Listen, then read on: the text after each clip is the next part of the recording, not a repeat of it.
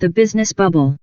Okay, so welcome back to the Business Bubble, everybody. This is a podcast that talks about business and finance and marketing and real estate and basically different types of investing and being an entrepreneur as well. Why do I make this podcast? Well, basically because I want to become somebody out of myself. I'm 22 years old and I really just want to end up somewhere better than I am right now. It's not that I don't like it or I don't enjoy it because I've been very blessed by God, thankfully. It's that there's a lot of room for improvement, and I think that people, humanity as a whole, always looks to a better end, a better future, and a destiny. And I think I'm not the exception because I really want that for sure. So yeah, we basically just talk about different things regarding different subjects like marketing and finance and business, all these things that I've been talking. And but mainly, I also am trying to build a business with other co-founders right now. It's called Hubble, and it's basically a company. It's a freelancing company for students that lets them fulfill these kinds of very digital and punctual tasks for small to medium-sized businesses at the beginning, because we really want the businesses to be able to get the thing that they want and that they need for the lowest price possible, and that is basically attainable with a student. So that is our business model, I guess, and we get a little commission for every transaction. That's basically a thing. So yeah, but that's not what we're going to talk about today. What we're going to talk about is about startup ideas. Okay, so I'm a guy who I'm always kind of thinking about, the world of how can I profit from something? How can I make money? How do I create a sustainable business from an idea? Because, ideas come and go, but you should put your money in an idea that you are very capable and excited and that you really want to spend a lot of time in. Also, I mean, that's pretty much like the decision, and then you have to put in the execution and the hours and the time and the hustle. That's the most important part. Now, if you don't like the idea, or if the idea is sort of like dead because, let's say, you want to like read minds, I mean, it's not very realistic. Or maybe you don't really like the idea at all, so you won't put the hustle, you won't put the work and the execution, and it's not going to work. So, well, I've been trying to like find different startup ideas right now. I love the idea of Hubble, but I'm just saying, like, in case it doesn't work, in case for some reason I put it all into it and I really go to it and just somehow it just doesn't click, or I don't know, they kick me out of the company or something, which I don't think will be the case. Well, maybe I should be thinking about different things. Also, it's very healthy to be thinking about different ideas and startup models. So this episode is all about that. Now, if you guys don't know what Dump Money is, well, it's actually a concept, but Dump Money is also a channel, a YouTube channel that uploads videos that have to do with investing. So they're basically three guys that they sold off their startup, their company, and now they are just dedicated to investing. So they invest in various different interesting opportunities that come up in their lives. And it's sort of like a vlog type of deal. And sometimes, recently, they just put up videos with CEOs, like interviews with CEOs of potential startups that they want to invest in. So one of those, actually three, yeah, the three of them, I watched them all and I thought they were amazing because the founders, the ideas, the business themselves, they are blooming. They're great. They're promising. And I really wanted to just kind of tackle that in the sense of how does that bring value? Why do I see it as a valuable thing? And how can I connect that with what I'm living right now? So the three startups were Hitch, Credo Foods, and Listing Spark. Now I'm going to go first into Hitch. So Hitch is a pool riding between Austin and Houston at the moment, but they're trying to make it a pool riding between cities that are nearby. Like, for example, maybe, I don't know, like San Francisco and Los Angeles, even though it's like, quite a ride, like 8 hours, I think. Maybe San Francisco and San Luis Obispo, that's like 4 hours, right? Because it's in the middle. But what we're trying to do right now is to replicate the model that has been working with Houston and Austin into Dallas, because it's like the most obvious city that's going to go next, right? So what they're trying to do right now is to replicate it. Oh, but I haven't told you about the model. So the model basically is, there are people who basically ride from one city to another, either way, because of like work or family or whatever. And they have this space in the back of their car that they're not using. And there are people that use the bus system, the mega bus system, and they don't live a very pleasant experience in the bus system. It's very cramped. I mean, for people in Costa Rica, you guys are probably going to know that bus systems are not usually the best. It's something really good, that we have, but it's not usually the best. Like, we could do better. And this is what the founder, Kush Singh, which, by the way, yeah, Kush, just like weed. He's 20 years old, dude. It's pretty amazing. He explains it in such an amazing, thorough way. I really recommend you guys to look up the video and watch the whole interview thing. So what he talks about is that it's basically an Uber, but for longer distances. And it's very different than Uber because the people, their target audience or their target customers are very different. They are not focusing on in-city, because Uber basically demolishes everybody that goes in-city. Uber or Lyft, right? The competitors there. They want to be doing it in a more larger kind of like bus system. So they want to kind of replace the bus by using cars. People in the United States, at least, they really double down on highways and automobiles because I don't know why, but I think like at the time they were really hanged with the idea of, whoa, that's so cool, an automobile. I want to buy that. I want to ride it myself. I want to have my car. So they really double down on it, and it's reflected. Here in Costa Rica, it's not the case. Here in Costa Rica, public transportation is huge. It's very big. Everybody uses it. It's affordable. Yeah, I guess. Well, sometimes, usually, it's kind of getting a little bit more expensive. But the thing is, what Hitch does is that they match the people that are going to go to these cities and the people that need to go to these cities so that they don't have to take the bus, and they basically get a commission from that transaction. Now, what it's very interesting is that the strengths, I'm going to go, by the way, for strengths, opportunities, weaknesses, and threats. So the strengths that they have is that they're very reliable. These trips that people do, the drivers do, they usually do it on a weekly basis or monthly basis. So maybe it's because of work, maybe because of family, maybe because of a project. They usually do this in a very frequent iterations and times. And that makes it very, very reliable as a company because you always have people that are traveling. And another of the strengths is that it's a better alternative than the one that they have already, which is the bus system. So the bus system, everybody is very cramped. It's kind of humid and hot, and it's a huge line, and you're dropped off at this specific place, which is not very conventional, I'm sorry, and you don't really get to like decide a lot of things. A great thing that they did for their marketing is that they went to these bus stops and they handed them like sort of survival kits. So the survival kit basically had like towels and like hand sanitizers and things that said, and a really nice card that said, congratulations, just survived the bus system or the megabus, whatever. Use this next survival 404 code, whatever, so that you can get a free ride at Hitch or like a discounted drive at Hitch for your first drive. So it's amazing. It's genius. I love that. They basically targeted their target audience, right? And they gave something that was very hilarious, very nice, and that 100% converted to their needs. So I really like that. Okay, so we're going to go to opportunities. I think that there are a lot of opportunities in the States.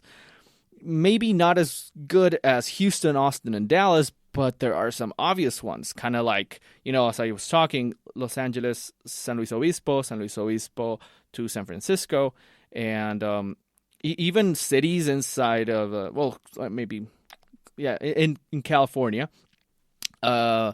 maybe Boston, New York. That's an obvious one. There are a lot of different examples that these guys can really tackle, and I think that's very great. I think that opportunities are there, definitely there. So maybe some of the weaknesses that they have is that right now, based on what the founder said in the interview, is that they have a lack of demand sometimes. So they have a lot of drivers that are doing this, and they don't have as much. I mean, they do have, but not as much people who want to travel. So that's kind of a problem. Maybe they're going to be able to expand it, or I mean, when they expand to Dallas, maybe they will be able to satisfy that and just eliminate that weakness. So, but we're gonna see, and maybe some threats. The obvious ones are Uber and Lyft. Now, it's very interesting because the founder addressed these threats in a very interesting manner. So, for example, Uber, he said that Uber was mainly focused on in-city traveling, right? So that means if they invest money in a different model, in a different kind of travel, it's like a more long way, they would be cannibalizing their own market. Because if they spend money and resources on that and people and time, then they're basically they're pumping up the price a bunch because they have to charge more for those long trips. And second of all, if they do that, they will be inevitably letting the competitor have a better advantage in the in-city, like Lyft, which is a pretty obvious competitor. So they're not doing, according to the founder, they're not doing that anytime soon. And second of all, they just recently shut down Uber Rush, right? Because it just didn't work the way that they wanted to. So that, of course, is going to, that is some big loss right there. And second of all, Uber Eats, right? Uber Eats also basically proves again the concept of in-city traveling, that it's their domain and they don't want to get out of there. So it's very hard to liquidate out of in-city. Okay. So those are basically the main points that I wanted to talk about Hitch. I think it's an amazing idea. Dude, the guy's 20 years old. Kush Singh? Dude, this guy's amazing. I mean, like, you listen to him talk and he thinks about things 20 times deeper than you did. Like maybe you have a question and he can give you the statistics and anecdotes and whatever that back up his answer. So he really knows what he's getting into. He's a co-founder and a CEO, but what I'm amazed is that he's only 20 years old and he's already doing this. Oh my goodness gracious. I'm 22, man. I mean, I'm not comparing myself, but I'm just saying that's very amazing. That's amazing. So the second company is Credo Foods. And Credo in Spanish, to say it in a more Latin way, credo, right? And credo means ethos, the way your soul, the purpose, the finality of your life, what you're gonna do, what's your thesis in life. And their thesis is that they want to take everything into a plant-based consumption. I'm talking about food, of course. So they want to take everything that has to do with animal-based goods into plant-based goods. And what they do, their main product is vegan queso or vegan molten cheese. People in Texas say queso. I really don't like to say queso because I'm from Costa Rica and I know that it's pronounced queso, so I'm gonna say queso. So they basically make vegan queso. And I looked up the recipe sort of in Google. How do you make vegan queso, right? Queso, because you usually think about how can you just take out the dairy from it, right? So it goes like this: place the cashews, nutritional yeast, lemon juice, garlic powder, salt, and pepper in a food processor. Pulse repeatedly to break the cashews down until they form a coarse, wet meal. Okay, so you gotta push the crap. Like seriously, just make it into a substance. Turn the motor of the processor on, taste the cashew cheese, and add lemon, salt, and pepper to the taste. It's just that. I didn't know you could make queso out of cashews, but you can. So that's pretty amazing. And I think that it's interesting because you see companies like Impossible Foods, and actually, yeah, the Impossible Burger, right? And you see things like Beyond Meat, which had an amazing IPO, and they're doing great, and it's always sold out. Sometimes in Texas, which is just crazy. They're doing great, and this just gets me to think that it's not only a movement now. Like, people are actually putting their money where their mouth is right now. They really want this vegan laboratory food instead of meat, which should tell investors something, and it should tell people who are trying to make a business something. Which, for example, it's me and my sister, right? So my sister, her name's Eugenia. She is right now. Well, we are trying to create a business, or basically run a business. It's a food. It's just cookies, okay? It's just cookies, and we're starting out with chocolate chip cookies, but we've had a lot of people who are saying that if we create some sort of vegan cookie and types of vegan, ingredients with tastes and different interesting flavors, they will way, they're more likely to put their money on that. And they are very excited if we can deliver that. So that's pretty interesting. I can see that from a very personal point of view, but I can also see it in these kinds of interviews, right? So it's something else to think about if you're trying to go into the food sector. And it's not only because it's healthier, because it is healthier.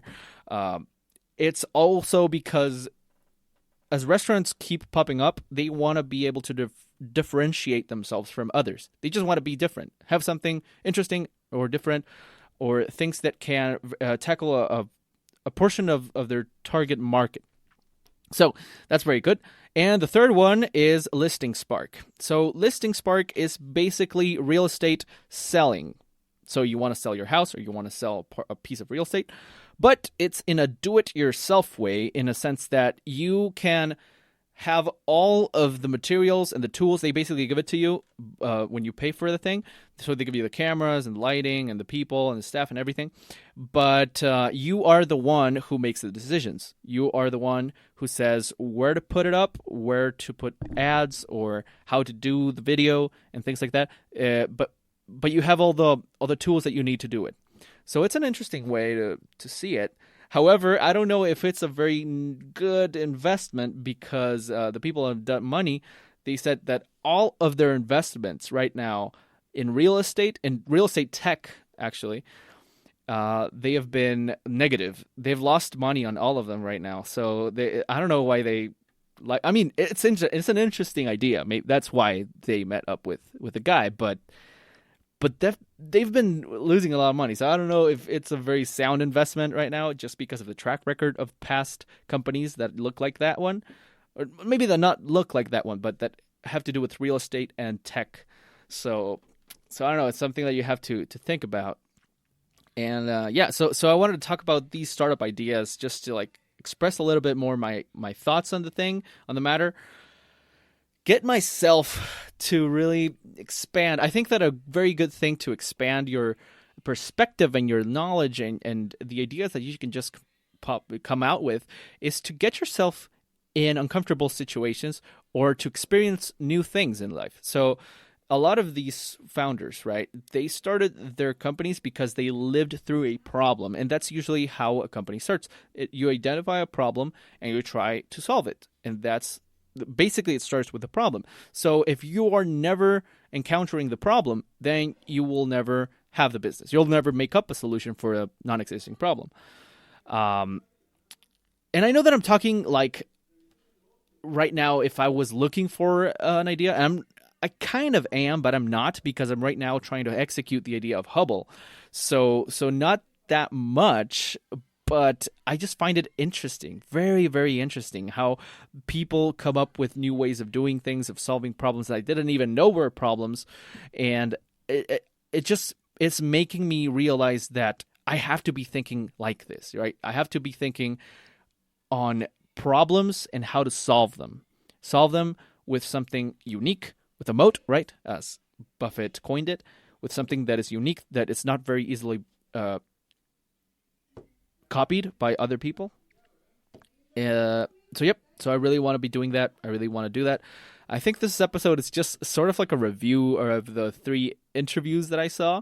Really, should check them up. They're just making these new kinds of videos on longer extent. They're calling it uncut videos. So they are just posting them out right now. And I think it's a very great way of spreading new content and getting new amazing perspectives. But really, guys, check it out. It's an amazing thing. And I don't know, say something if you like it, if you want to comment or whatever, you should do it. So thank you very much for listening. I guess this would be it for episode 8 of the Business Bubble Startup Ideas. So thanks very much for listening. Take care. God bless you, and bye-bye.